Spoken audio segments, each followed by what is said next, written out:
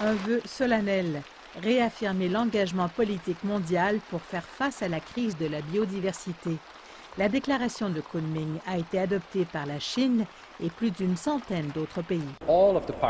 Toutes les parties à la Convention sur la diversité biologique et en fait, c'est-à-dire tous les pays du monde, à l'exception des États-Unis, ont accepté cette déclaration. Et ce que dit la déclaration, c'est que les lois sur la diversité biologique sont un défi déterminant de cette décennie. La déclaration invite les parties à intégrer la conservation de la nature dans l'élaboration de politiques, en mettant l'accent sur la solidarité et l'action coordonnée.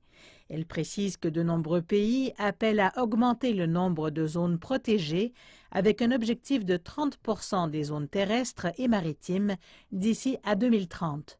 Ce que la déclaration de Kunming stipule, c'est un engagement à le faire fonctionner, à s'assurer qu'il existe des mécanismes financiers mis en place afin que les objectifs soient effectifs et réalisables, qu'ils puissent renforcer les capacités nécessaires aux pays en développement pour rattraper leur retard et atteindre les objectifs, mais aussi de s'assurer que nous examinons les mécanismes explicites qui sont responsables de la perte de biodiversité. Le ministre chinois de l'écologie et de l'environnement, Huang Ronqiu, a déclaré que la déclaration n'est qu'une expression d'une volonté politique et non un accord international. L'espoir est qu'elle jette les bases d'un pacte contraignant pour la prochaine décennie qui sera convenu lors d'une deuxième et dernière phase de la conférence le printemps prochain.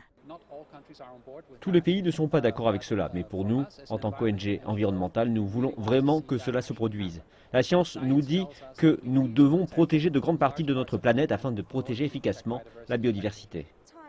La dernière fois que le monde concluait un tel accord, c'était en 2010, lors de la 10e conférence COP à Aichi, au Japon. Une évaluation a conclu qu'une décennie plus tard, le monde n'avait atteint aucun des 20 objectifs devant viser à ralentir la perte de biodiversité. Les mots-clés cette fois-ci sont l'ambition, mais aussi, et plus important encore, la mise en œuvre.